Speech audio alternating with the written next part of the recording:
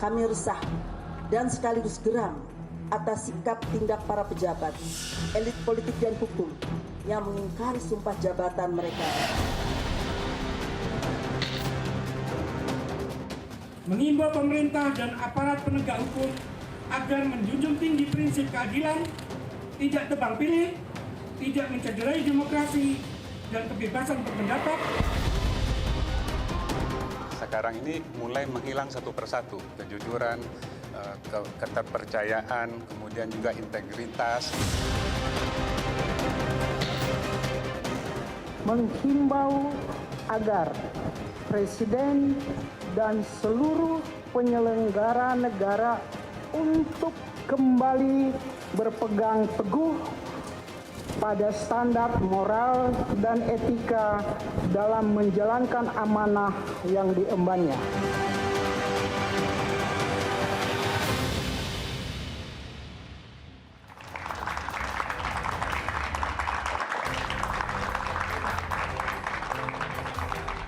Seruan demi seruan terus disuarakan, tak hanya oleh para guru besar dari berbagai perguruan tinggi di negeri ini, namun juga sivitas akademika hingga mantan pimpinan KPK. Selain menyampaikan keprihatinan, mereka juga mengkritik pemerintahan Jokowi yang dianggap mencederai dan mengangkangi demokrasi. Para guru besar ini juga menyoroti hilangnya etika dalam kehidupan berbangsa dan bernegara. Sikap Presiden Jokowi yang dinilai tidak netral juga membuat para guru besar gusar. Mereka khawatir Jokowi dan aparatur pemerintahan menyalahgunakan kekuasaan demi memenangkan salah satu kontestan. Mereka mendesak agar Presiden Jokowi kembali ke koridor demokrasi dan memastikan pemilu berjalan jujur dan adil tanpa kecurangan dan penyelewengan, juga tanpa manipulasi dan intimidasi. Mengapa para guru besar turun gunung untuk menyampaikan seruan moral? Benarkah demokrasi di negeri ini terancam mati? Inilah Satu Meja The Forum, ramai-ramai kritik Jokowi.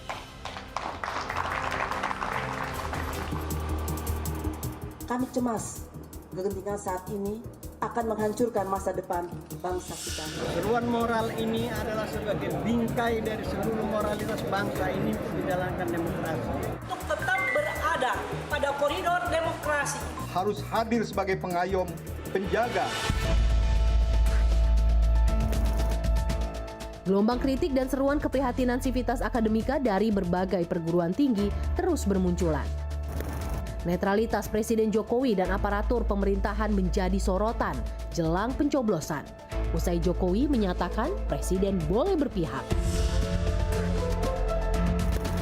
Muncul kecemasan, Jokowi akan menyalahgunakan kekuasaan untuk memenangkan salah satu kontestan.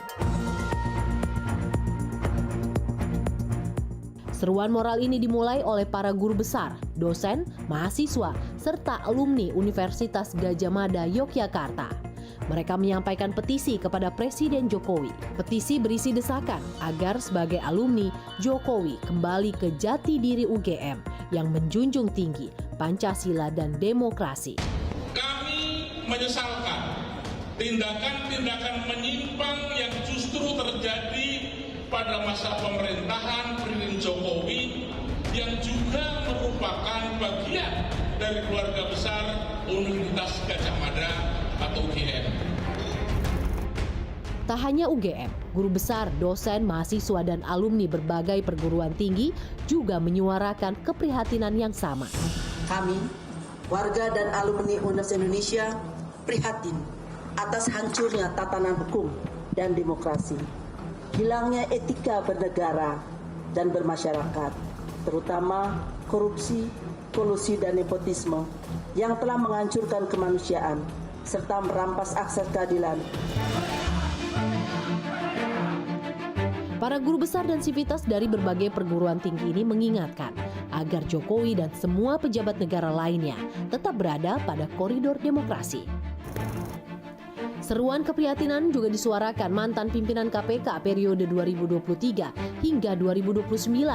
Ex-komisioner lembaga anti rasuah itu menyerukan sikap moral kepada Jokowi, menyikapi situasi pemerintahan yang belakangan dinilai hilang pedoman etika. Presiden Jokowi menyebut petisi dan kritik yang disampaikan oleh elemen masyarakat merupakan bagian dari demokrasi dan setiap orang punya hak untuk menyampaikan pendapatnya. Ya itu hak demokrasi, setiap orang boleh berbicara, berpendapat, silahkan. Ya. Seruan demi seruan terus disuarakan. Netralitas pejabat negara dan pemerintahan, juga TNI dan Polri jadi sorotan. Akankah ini berujung pada perbaikan atau diabaikan? Tim Liputan Kompas TV.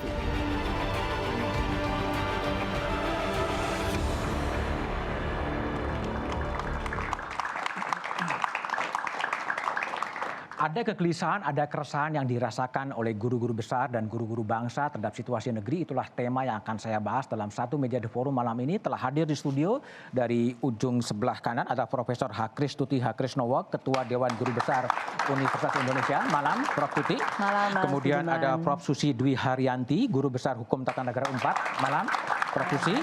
Di sebelah kiri saya ada Mas Rumadi Ahmad, Pelaksana Tugas Deputi 5 Kantor Staf Presiden. Kemudian melalui sambungan daring ada Profesor Kuncoro, Guru Besar Psikologi UGM. Malam, Prof. Kun. Selamat malam, Mas. Kemudian ada Profesor Hotman Siahaan, Guru Besar dari Universitas Airlangga. Malam, Prof. Hotman. Selamat malam, Mas Budiman. Kemudian ada Profesor Triyatni Marto Senjoya, Guru Besar Unhas yang terhubung melalui daring. Malam, Prof. Triyatni. Selamat malam. Oke, saya akan ke Prof. Kuncoro terlebih dahulu. Prof. Kuncoro, di petisi Bulak Sumur disebutkan ada tindakan menyimpang terjadi di pemerintahan Jokowi. Penyimpangan seperti apa yang ditengarai oleh Prof. Kuncoro dan kawan-kawan dari UGM? Banyak, Mas. Yang pertama, mencela-mencele.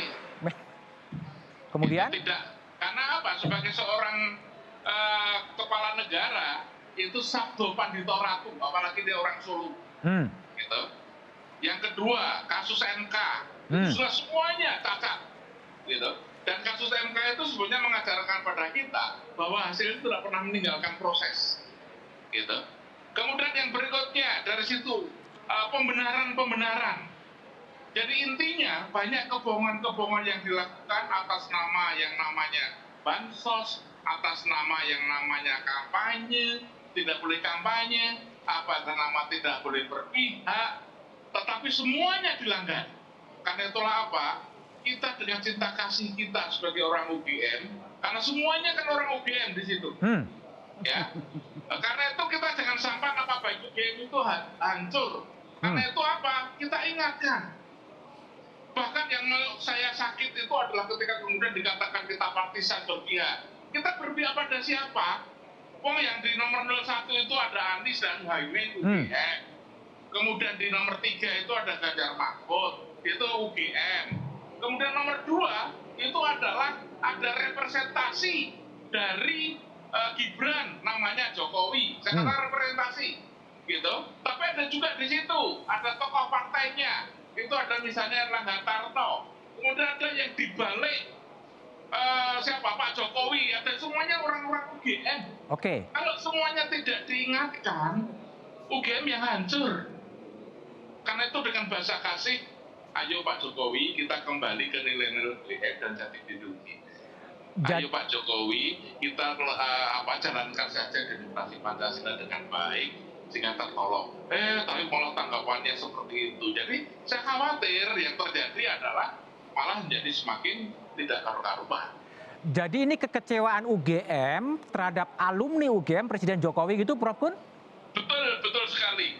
Kalau dulu kan kita puja-puja, Mas. Kita puja-puja. Barangkali kesalahan fatal kita kalau menempatkan dia terlalu tinggi sehingga dia tidak pernah salah. Nah, karena itulah maka sekarang mumpung ingat. Sebetulnya ini bukan yang pertama.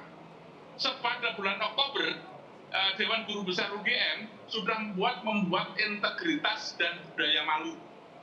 Karena setelah kasus Gibran, itu juga tidak ada respon.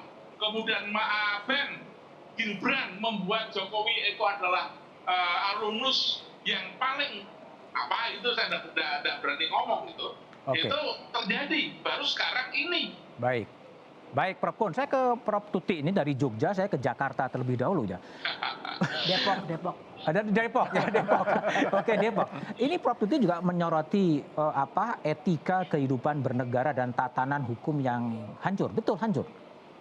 Iya, kami mendengarai telah terjadi penggunaan hukum sebagai alat ya. Itu bukan untuk social engineering, tapi political engineering. Political engineering. Political engineering. Karena tadi yang disebutkan, saya mengamini yang disebutkan oleh Prof Kunchoro tadi. Dari awalnya ya tidak ada satupun orang di Fakultas Hukum yang pernah berpikir bahwa proses yang ada di MK bisa menghasilkan hasil seperti itu. Nah itu nanti pakarnya Bu Susin yang tentang hukum tata negara.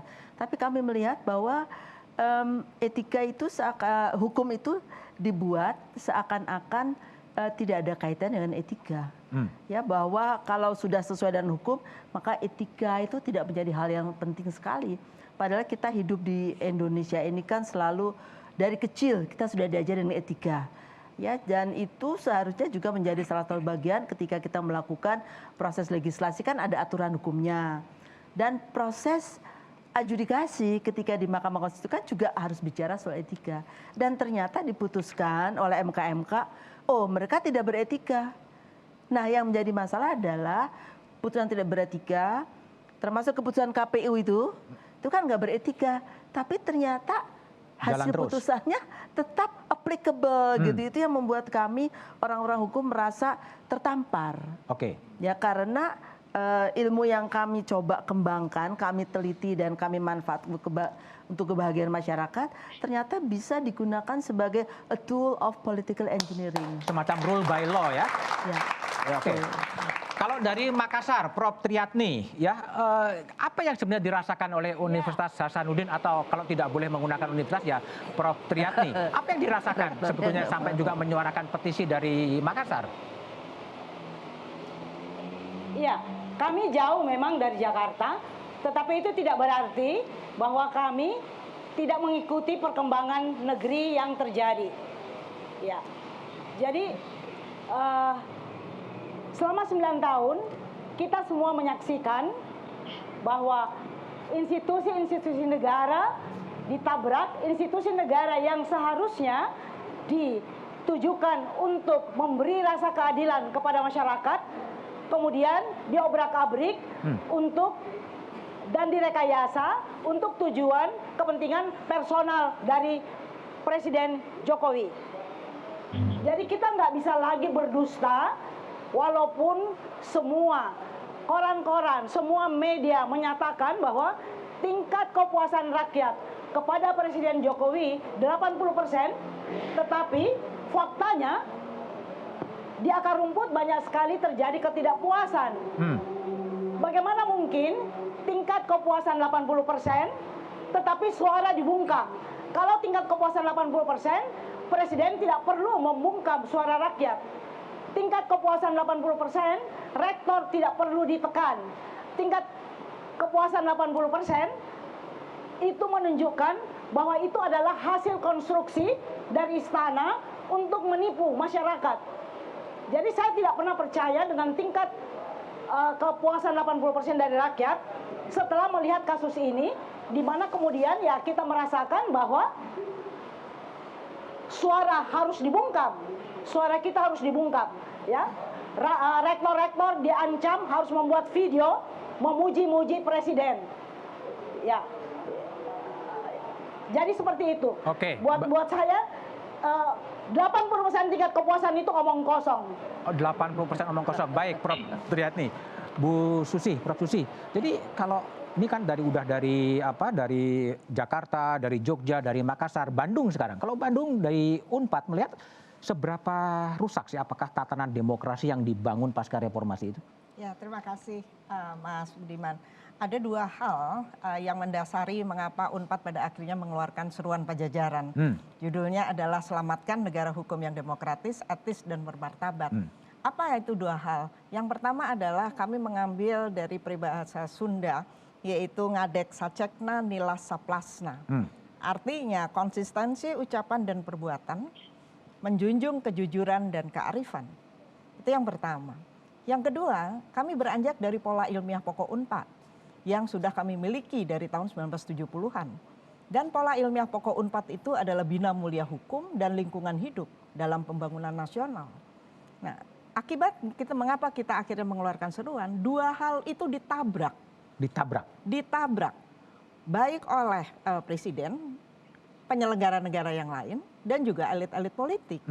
Jadi tidak adanya antara ucapan dan perbuatan itu satu, tetapi kemudian berbeda. Kemudian yang kedua, mengenai pola ilmiah pokok UNPAD, yaitu bina mulia hukum. Kita melihat, sebagaimana tadi disampaikan oleh Prof. Harkristuti, hukum itu hanya dijadikan sebagai political engineering. Padahal dua guru besar yang berada di balik pola ilmiah pokok UNPAD itu adalah Profesor Mohtar Kusumatmadja, dengan yang terkenal dengan law as a tool of social engineering, hukum itu adalah sarana pembaruan perubahan masyarakat, dan lingkungan hidup, yaitu siapa di belakang itu adalah Profesor Otto Sumarwoto. Dan kedua-duanya ditabrak. Kita melihat bagaimana pembangunan itu abai terhadap prinsip lingkungan. Bagaimana hukum itu digunakan untuk kepentingan-kepentingan golongan tertentu. Hukum tidak lagi bukan rule of law, tetapi rule by law.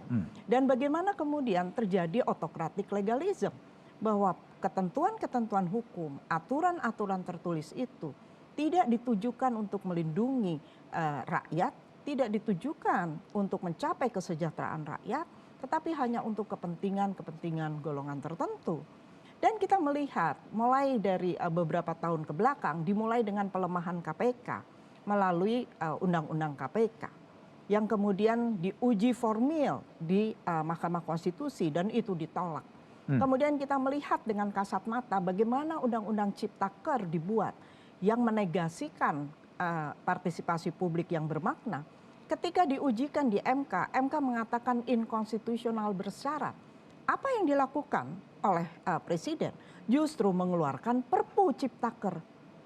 Artinya kami melihat bahwa ini semacam pembangkangan terhadap putusan MK. Oke, baik. Prof. Hotmansyah, tadi ini saya mendengar dari perspektif Surabaya. Apakah kemudian gejala-gejala yang ditengar oleh guru besar ini memang upaya untuk melanggengkan kekuasaan dari pemerintah yang ada sekarang, Prof. Hotman? Saya kira ya benar itu. Tapi kami juga melihat benarnya bagaimana runtuhnya keteladanan dari seorang kepala negara. Karena harusnya kan keteladanan itu yang menjadi pedoman kita untuk melihat apakah seorang itu punya integritas atau tidak. Dan kami melihat bahwa selama ini makin lama keteladanan tidak bisa ditunjukkan oleh seorang presiden sekarang. Pernyataannya yang kadang-kadang tadi coromen-celaminci, menyatakan bahasa tubuhnya menyebut lain, dan saya kira itu adalah satu problem besar bagi negara kita ini. Bagaimana satu martabat dari satu pemimpin negara yang dianggap sudah tidak punya integritas. Itulah sebabnya kami menyatakan keprihatinan kami dalam konteks semacam itu. Kedua, saya kira semua itu membuat terjadi pelemahan demokrasi. Kita yang masih membangun demokrasi semacam ini, akhirnya kita tidak punya contoh lagi bagaimana membangun demokrasi kalau seluruh integritas kita dalam menjalankan demokrasi nggak ada. Dan itu ditunjukkan oleh pimpinan tertinggi di negara ini. Saya kira itu akan menimbulkan keresahan di dalam kehidupan masyarakat. Agak sulit menjelaskan kepada generasi muda, apalagi generasi dari Gen Z atau anak muda milenial lah, bagaimana contoh bahwa kita sudah kehilangan banyak sekali. Saya kira karena saya juga alumni Gajah Mada dulu, Prof. Joro, yang tahu. Karena ini saya kira apa ini dalam orang akarib orang Jawa bilang lurah pakering akoro karena tanpo palupi. Saya kira itu kita sedang mengalami itu proses sekarang itu. Itulah sebabnya kami merasa ya ini disuarakan betul. Ya. Harus disuarakan sekeras-kerasnya. Dan tatanan itu, saya kira itu perlu kita, Mas Budiman. Baik, Bang Hotman. Prof. Rumadi, ini gimana nih dari guru besar dari Jogja, kemudian ke Bandung, ke Makassar, dan juga ke Surabaya. Istana meresponnya gimana sih terhadap suara-suara atau pesan atau apapun dari para guru besar itu? Pertama begini, Mas. Kami sebenarnya di kantor staf presiden ya, memberikan apresiasi dan ucapan terima kasih kepada Terima kasih. Oke. kepada para guru besar, beberapa macam kampus yang bersuara tentang keresahan yang dialami. Saya kira ini hal yang sehat dalam situasi demokrasi. Kalau kita menyatakan keprihatinan terhadap demokrasi, sebenarnya ruang yang diberikan oleh negara ini terhadap kebebasan berpendapat para guru besar dengan menyatakan apa yang menjadi keresahannya, itu justru menunjukkan bahwa demokrasi kita hidup. Tidak ada pembungkaman terhadap suara para guru besar. Jadi kami ingin memastikan bahwa proses yang terjadi sekarang ini adalah bagian dari demokrasi yang harus kita hargai. Dan kami terima kasih karena memang suara moral, kemudian kontrol publik, saya kira memang merupakan sesuatu yang harus ada di dalam negara demokrasi. Itu yang pertama. Yang kedua, kami di kantor staf presiden memberikan atensi yang serius terhadap memberikan atensi yang serius. Sebenarnya ini gejolak apa yang terjadi kemudian para guru besar yang biasanya hidup di kampus mengajar tiba-tiba keluar turun gunung menyatakan pendapat. Ini kan pasti ada sesuatu yang harus kita lihat. Kami mendiskusikan hal ini secara serius dan kami mendapatkan arahan dari kepala staf supaya proses ini diikuti meskipun nanti di ujungnya adalah presiden. Presiden hari ini menyatakan bahwa meskipun secara undang-undang memperbolehkan untuk kampanye, tapi presiden juga sudah menyatakan kami tidak akan kampanye. Saya tidak akan kampanye, kata presiden hari ini. Itu artinya bahwa presiden sebenarnya mendengar keresahan-keresahan sehingga kecurigaan-kecurigaan bahwa menggunakan kesempatan jabatan kemudian melakukan kampanye, hari ini presiden menyatakan bahwa saya tidak akan kampanye meskipun undang-undang memperbolehkan saya kampanye gitu. Itu artinya apa yang diresahkan oleh para guru besar sebenarnya didengar, direspon, ya meskipun tidak ada secara langsung, tapi sebenarnya apa yang disampaikan oleh presiden adalah bentuk perhatian presiden terhadap pemikiran, kemudian keresahan yang disampaikan oleh para guru besar dari berbagai macam kampus ini. Oke, jadi sebetulnya memang menjadi pertanyaan setelah guru besar turun gunung dan ada identifikasi bahwa kerusakan demokrasi, tapi setelah itu akan jadi seperti apa? Jawabannya setelah jeda berikut ini.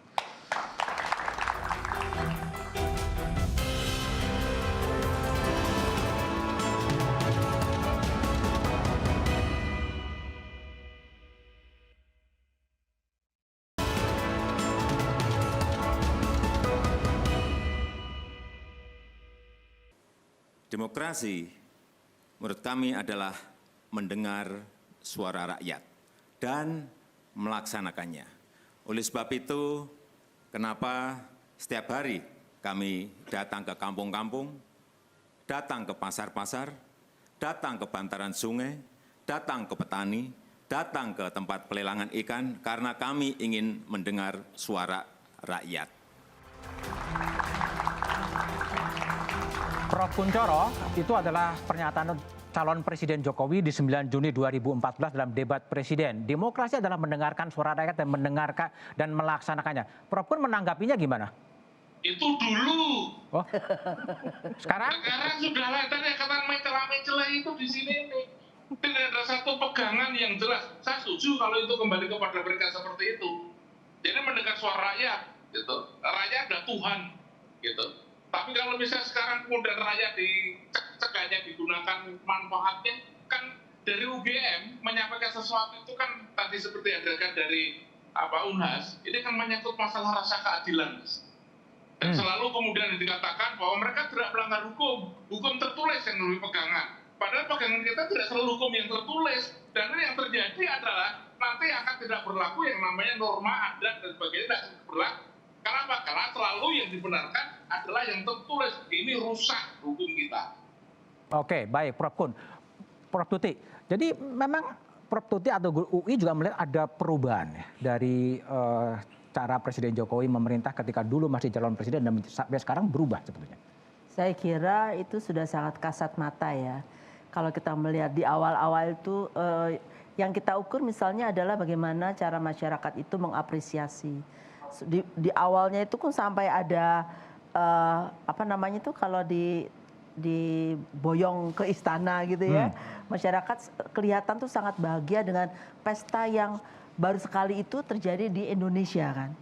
Jadi menunjukkan bahwa betapa besarnya harapan masyarakat bahwa beliau akan melaksanakan apa yang dikatakan tadi, selalu mendengar rakyat. Ya, akan tetapi kemudian ketika bergeser ke era berikutnya, ternyata setelah terjadi perubahan-perubahan, mungkin yang didengar bukan lagi rakyat atau rakyat tapi dalam segmen-segmen tertentu. Dan itu juga yang membuat kita semuanya resah ketika tiba-tiba yang tadi saya katakan, hukum tidak lagi digunakan sebagai alat untuk memperbaiki, untuk membuat lebih baik masyarakat, tool of social engineering. Kok malah dipergunakan ya itu? Dipergunakan dan memang kemudian seakan-akan hukum tertulis itu adalah Tuhan dari segala hukum gitu ya. Padahal kita tahu bahwa tidak mungkin ada hukum itu tanpa membicarakan tentang nilai dan moralitas. Oke, kalau kita kaitkan dengan tadi Prof. Tuti juga menyebut ya, ada putusan MK yang menyebutkan bahwa MK itu melanggar etik dan tetap bertahan sebagai hakim konstitusi, dan DKPP juga mengatakan ketua KPU juga melanggar etik. Ini gimana? Apakah ini juga bagian dari orkestrasi itu atau gimana? Menurut saya ya. Dan yang paling menyedihkan saya adalah mahasiswa saya yang selama ini kita ajarin tentang etika yang harus dipergunakan, nilai-nilai di dalam ilmu hukum, mereka mengatakan, ternyata dosen-dosen kami, guru-guru besarnya bohong. Negara itu tidak memerlukan etika di dalam mengambil keputusan. Dan buat saya ini adalah suatu tamparan yang besar buat kampus. Ketika etika tidak lagi menjadi bagian yang harus diperhitungkan di dalam mengambil keputusan dalam masyarakat. Jadi seakan-akan hukum itu, hukum yang tertulis itu adalah hukum yang terpisah dari etika, dari moralitas, dari nilai masyarakat. Padahal kan tidak mungkin seperti itu. Hukum justru dibuat itu, hukum hidup dan berkembang itu bersama masyarakat. Itu dikatakan juga oleh siapa namanya Bu Susi itu yang dari orang Jerman itu. Saya jadi lupa. Das Recht wird nicht gemacht mit dem Volken. Jadi itu dibuatnya untuk masyarakat, oleh masyarakat. Jadi kalau terjadi penyimpangan-penyimpangan begitu, tentu saja kita merasa seakan tercambuk. What's happening? Selama ini kami perlahan-lahan menyampaikan usulan-usulan berbagai ke dalam pemerintahan, dan akan tetapi ternyata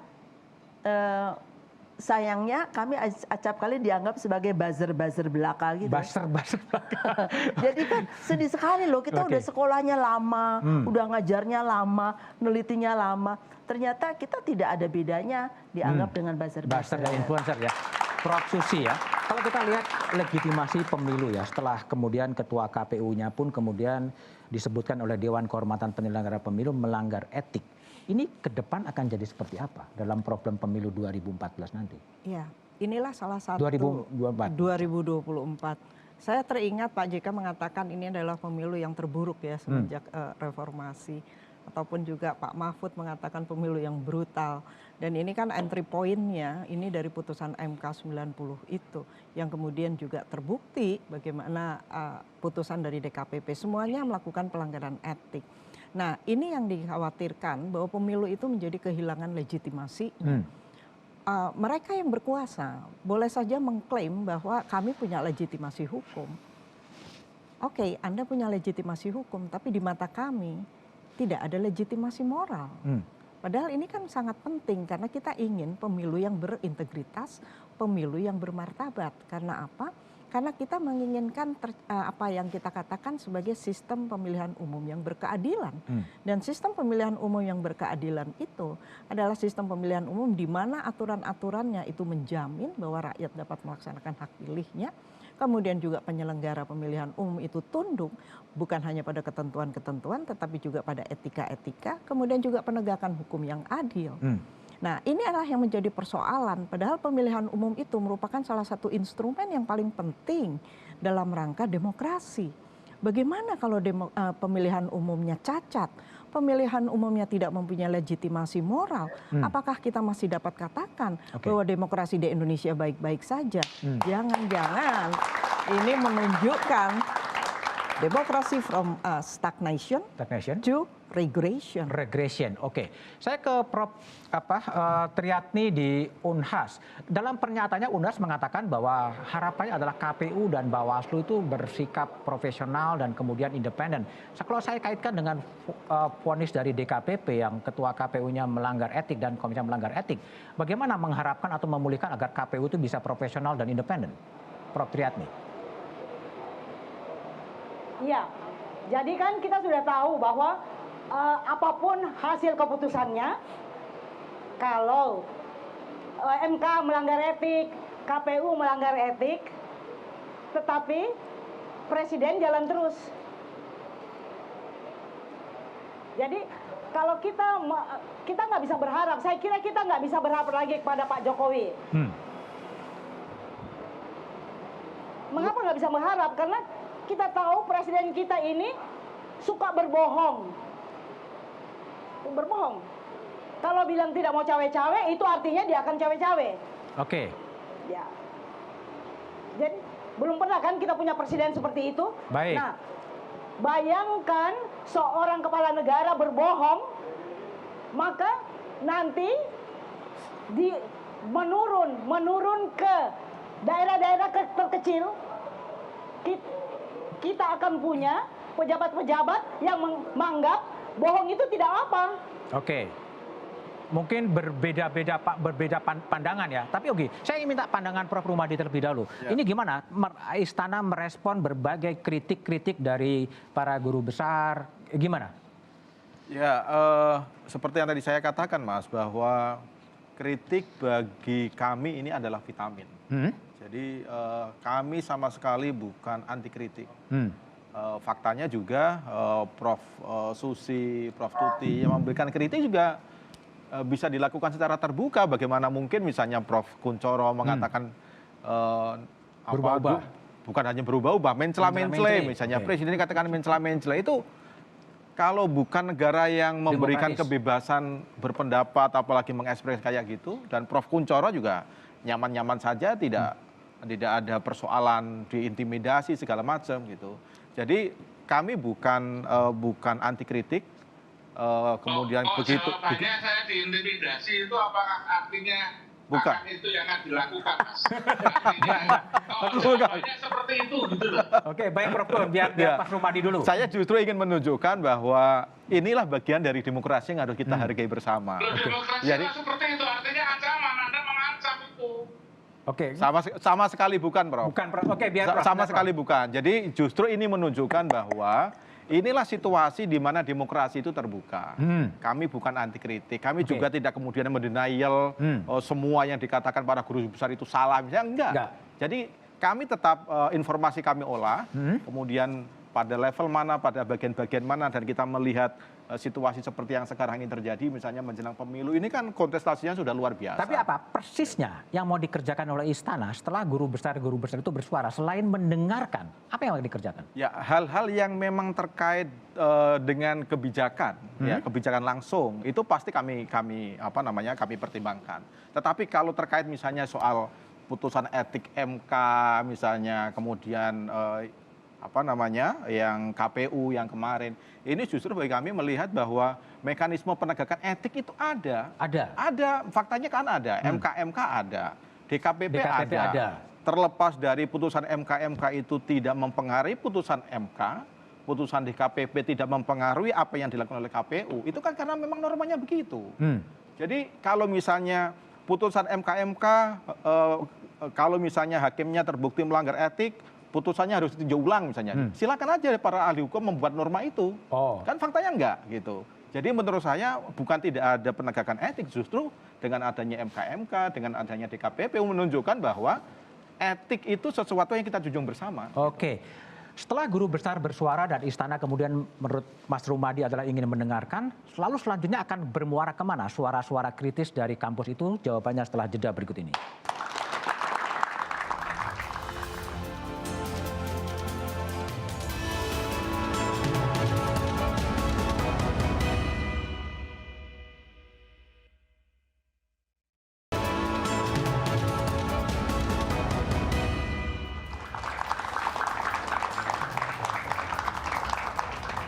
Masih bersama saya Budiman Tanrujo di satu meja The Forum. Profesor Hotman Siaan, guru besar dari UNER. Prof. Hotman, jadi setelah UNER memanggil, kemudian ada sekelompok orang yang kemudian masuk dan kemudian memunculkan apa? Sabda Universitas Airlangga. Apa yang terjadi di UNER sebetulnya? Ada perpecahan kah? Ya lucu aja Mas Budiman. Kita untuk meminjam tempat saja itu harus pakai surat. Sudah dikasih surat, tidak ada balasan, dikatakan nggak boleh, tapi lisan. Lalu kita tetap selenggarakan di situ, tiba-tiba di sebelah hanya 20 meter dari tempat kita itu ada lain lagi. Dan kebetulan yang membacakan deklarasinya itu malah ketahuan itu caleg dari satu partai tertentu. Caleg? Caleg dari satu partai tertentu lah. Gimana orang luar masuk? Bahkan seorang politisi lagi membacakan itu. Kita udah selesai ketika itu kan. Jadi saya melihat ini, saya kira dari semua perbincangan kita ini ada krisis keteladanan yang kita alami ini. Dan kalau terjadi krisis keteladanan itu, orang akan menarik dukungan kan kepada pada apa yang disebut kita kreatif minority. Kalau kita sebutlah sekarang presiden memberi inspirasi dari seluruh proses demokrasi kita ini, orang menarik dukungan. Nah, apa akibatnya? Kebohongan itu menjadi alat komunikasi utama. Baik. Orang yang tidak berniat bohong pun menjadi pembohong sekarang. Sesuai dengan seluruh pernyataan itu.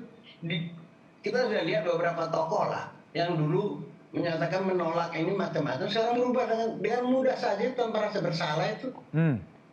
Karena itu kok sangat kontradiktif. Apa yang bicarakan ini kalau bahasa Surabaya itu sen kiri belok kanan ini. Sen kiri belok kanan. Oke, Pak Romadi, gimana ini sen kiri belok kanan? Oke, gimana Mas Romadi? Apa yang persisnya apa sih yang mau dilakukan oleh istana terhadap kritik-kritik itu? Ya, yang kita lihat ini Mas, karena tentu kami fokusnya sekarang kan bagaimana memastikan pemilu ini bisa berjalan dengan baik. Ya, kritik-kritik yang dilakukan oleh para gubernur besar ini kan bukan berada di ruang yang kosong. Ini berada dalam situasi seperti yang kita hadapi sekarang ini, kontestasi politik. Makanya kami berusaha untuk mana suara-suara yang memang menyuarakan nurani, yang kami sebut inilah sebagai voice yang harus kita tangkap. Tetapi kita juga tidak bisa menafikan bahwa dalam situasi seperti sekarang ini, kalau kelompok yang merasa kepentingan politiknya diuntungkan oleh pernyataan guru besar, mereka akan memberikan mendompleng di situ.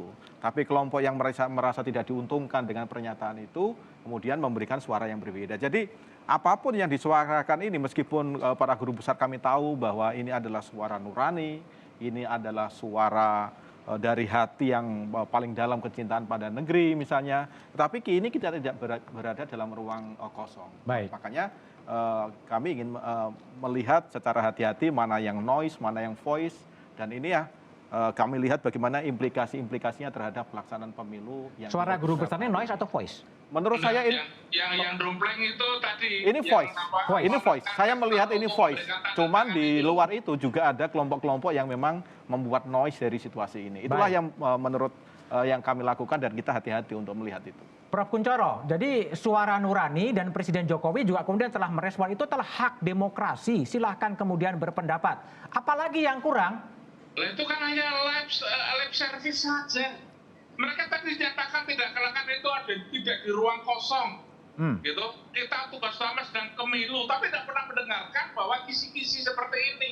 Sehingga tadi saya katakan, siapa yang dompleng? Ya tadi yang cari muka pada presiden dengan menekan rektor untuk membuat pernyataan Pak Jokowi itu baik, Pak Jokowi itu hebat, Pak Jokowi itu tidak pernah berbuat salah. Itu kan dompleng namanya.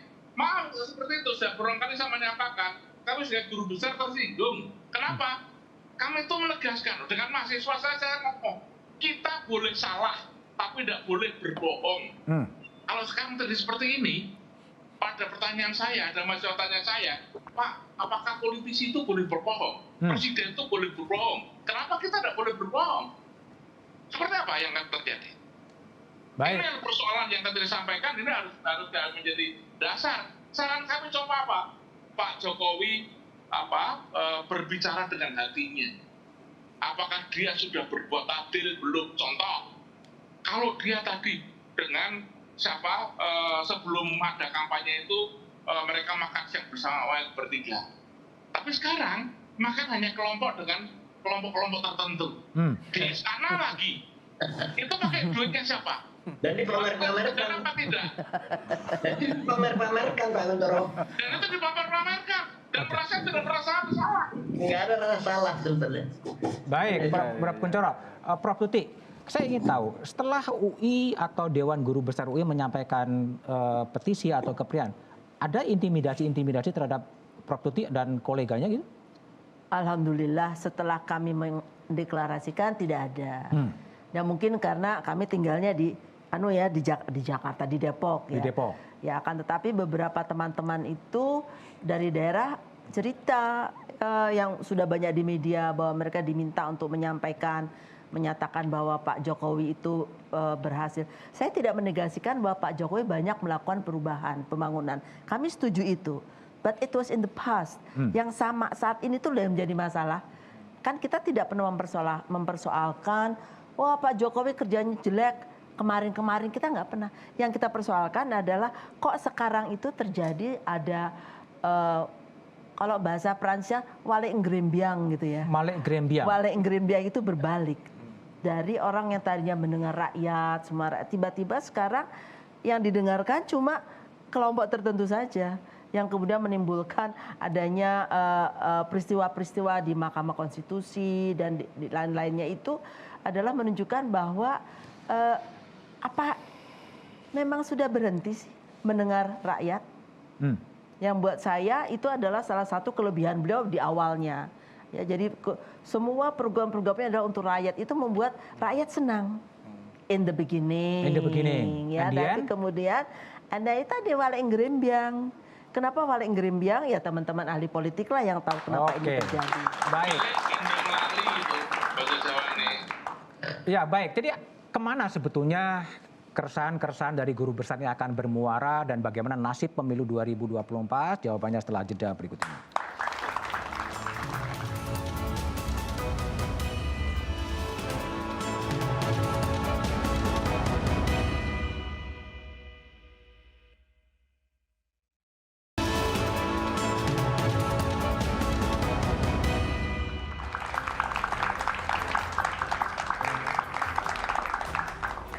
Masih bersama saya Budiman Tanurjo di satu meja The Forum. Prof. Triatni Marto Senjoyo. Prof. Triatni, Presiden Jokowi menganggap bahwa suara guru besar ini adalah bagian dari hak demokrasi. Apa yang akan dikerjakan oleh guru besar dari Unhas untuk mengawal pemilu itu bisa berjalan jujur dan adil tanpa berbagai kecurangan? Ya, pertama bahwa kita sudah jelas tidak bisa mengharapkan pada Presiden Jokowi. Dia tidak mungkin lagi berjalan di koridor yang benar. Jadi, saya mengajak elemen-elemen bangsa untuk segera siuman. Jadi, kita semua sadar bahwa pemilu ini harus kita jaga dengan baik. Bila tidak, maka Presiden akan memanfaatkan untuk kepentingannya sendiri. Terima kasih. Oke, baik. Prof. Hotman, jadi gimana kalau suara dari UNER dan Universitas ini kemudian hanya didengar saja tanpa ada respon? Ya, kalau kita telah menyuarakan secara moralitas, ya, dalam satu konteks kebebasan akademis kita sudah suarakan keresahan kita untuk mengingatkan pimpinan tertinggi ini supaya kembalilah ke jalan yang benar, begitu loh. Supaya konsolidasi demokrasi ini masih bisa kita bangun lagi. Karena kalau tidak, pemilu ini saya kira akan kehilangan legitimasinya. Saya khawatir kalau orang beranggapan bahwa sistem demokrasi kita melalui pemilu ini tiba-tiba tidak dipercaya orang.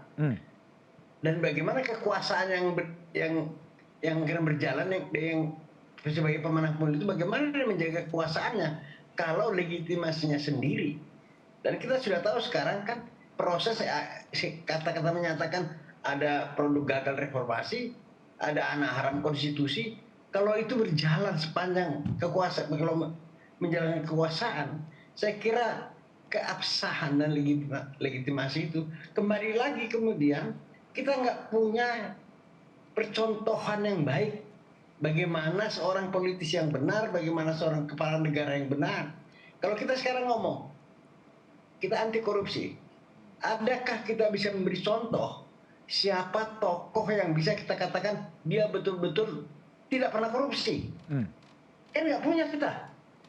Kalau di kepolisian orang selalu menunjukkan, oh saudara Pak Hugeng. Tapi yang lain, dalam segala macam segi yang lain. Bagaimana kita membangun kesadaran, integritas dalam diri kita, kalau kita tidak punya percontohan untuk menyebutkan sesuatu dalam konteks berdemokrasi. Kita sudah bicara soal demokrasi. Kita berupaya melakukan konsolidasi demokrasi selama reformasi ini. Tapi tiba-tiba kita kayak ada pembalikan begitu. Oke, baik Prof. Konteks yang lain itulah problem yang sedang kita hadapi sekarang ini. Baik Prof. Hotman, Prof. Kuncoro, saya ingin dengar respon Prof. Kuncoro seandainya suara guru besar ini kemudian dicuekin saja oleh istana. Gimana respon Anda? Oke, baik. Satu, kita sebagai saudara kandung Universitas Gadjah Mada, alma mater, sudah melaksanakan kewajiban kami mengingatkan Pak Jokowi. Yang kedua, kalau tidak didengar, ada dua risiko yang menurut saya cukup berat. Yang pertama adalah karena ada pembangkangan pada Pak Jokowi. Dan sekarang akan muncul itu. Dari apa? Barangkali kemudian menteri-menterinya dan sebagainya. Dan karena problem yang kita bisa melihat bansos keluar sekian itu, sudah sekian triliun itu informasi yang didapatkan, itu sudah bagian dari pembangkangan. Bahkan fakta di masyarakat, Pak Jokowi ke Gunung Kidul, ketika mereka datang ke sana, masyarakat membentangkan spanduk dengan tulisan yang pembangkangan. Kemudian yang berikutnya adalah kalau dia tuh seperti itu, yang paling saya takutkan adalah kalau chaos. Kenapa? Tadi dari frustrasi agresi. Semakin masyarakat frustrasi, semakin tidak didengarkan, masyarakat akan semakin chaos. Dan ini tidak akan berhenti di sini, Mas. Kenapa? Karena tadi dijelaskan oleh Mas Hotma, bahwa kasus anak haram kasus ini, apakah itu akan berhenti? Tidak. Itu nanti akan berlanjut. Karena itu adalah titik lemah dari sistem pemerintahan yang akan datang. Sehingga itu akan dikejar terus. Dan ini akan menjadi persoalan yang tidak pernah selesai. Tapi kalau Pak Jokowi mau mendengarkan, kemudian meminta maaf, selesai, husnul khotimah. Baik, baik. Prof. Tuti, jadi gimana kalau UI melihat setelah disampaikan petisi, lalu gimana kalau ini harapannya apa sih sebetulnya dari guru besar UI terhadap istana itu sendiri? Ya, pertama dalam seruan kami, seruan kebangsaan kami, memang kami tidak sebutkan nama-nama presiden, nama Jokowi, tapi kami membuat dengan sangat halus sehingga banyak mahasiswa, loh kok begini amat sih, lemah amat ya. Karena kami berharap bahwa dengan kata-kata yang halus itu, maka para pejabat ini bisa mendengar lebih baik lagi. Kita minta agar mereka kembali ke koridor yang sudah ditentukan sebelumnya. Kalau dicuekin gimana? Kalau dicuekin,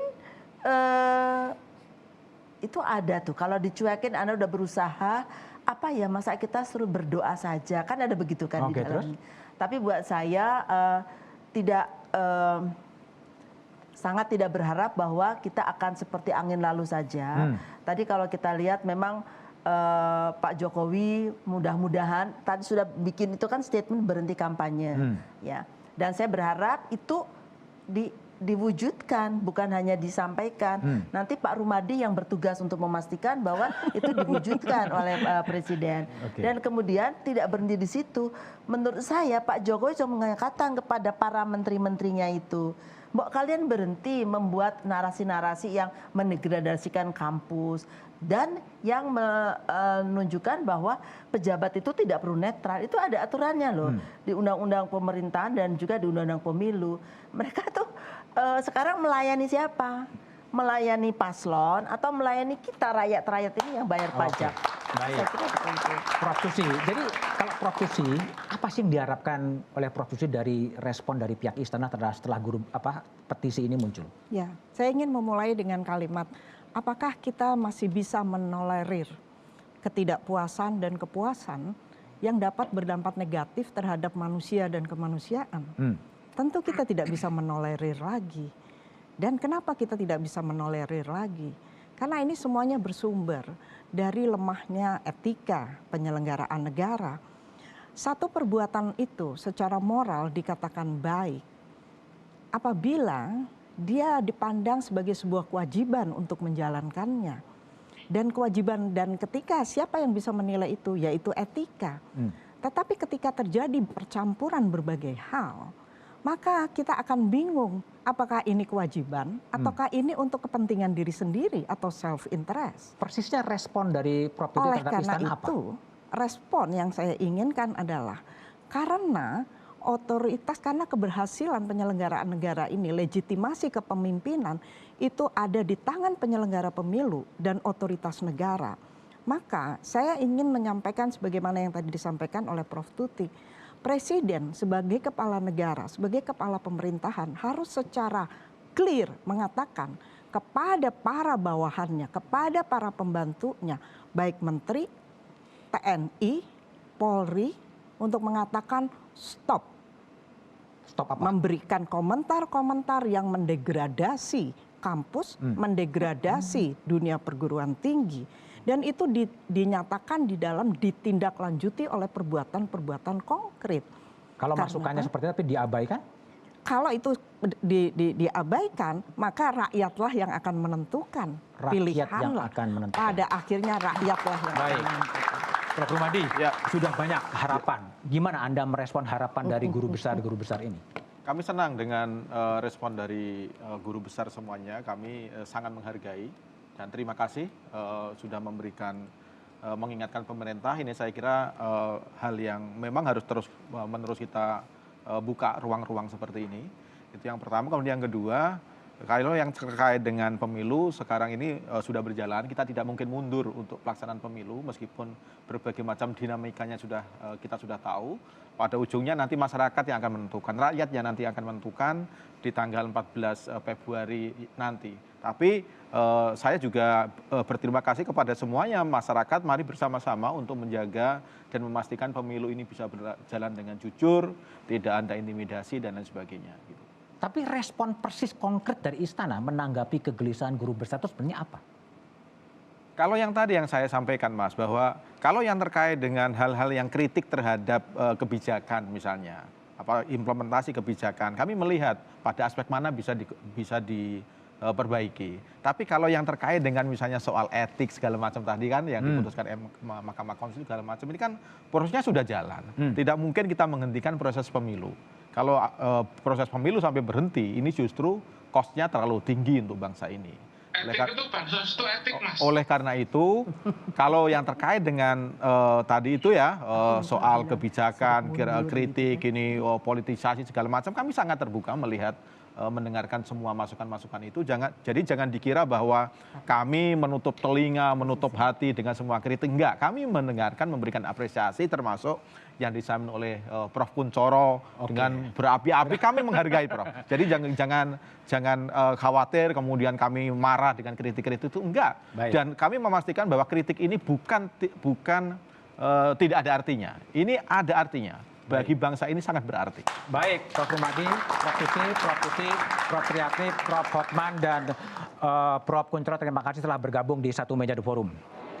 Senin 9 Juni 2014 malam, dalam debat calon presiden pemilu 2014, calon Presiden Jokowi menyampaikan pandangannya soal demokrasi. Definisi demokrasi yang rumit disederhanakan oleh mantan Wali Kota Solo dan Gubernur Jakarta. Demokrasi adalah mendengar suara rakyat dan melaksanakan kehendak rakyat. Pembumian demokrasi versi Jokowi kala itu mengundang decak kagum. Dan boleh jadi itulah yang mengantarkan Jokowi Yusuf Kala menjadi presiden 2014-2019. Kini ketika suara guru besar di sejumlah kampus dan guru bangsa bergemuruh menyampaikan pesan kepada Presiden Jokowi, pemahaman demokrasi Jokowi kembali diuji. Akankah Jokowi masih setia pada pembumian demokrasi yang diyakininya? Atau akan mengkoreksi demokrasi yang dirumuskannya sendiri? Biarlah sejarah mencatatnya. Masih ada waktu bagi Presiden Jokowi untuk mendengar litani keprihatinan para guru bangsa dan mengkoreksi posisi politiknya untuk menyelamatkan demokrasi dan pemilu 2024. Tetaplah di Kompas TV untuk memperbarui informasi terkini seputar pemilu 2024. Terima kasih, sampai jumpa, selamat malam.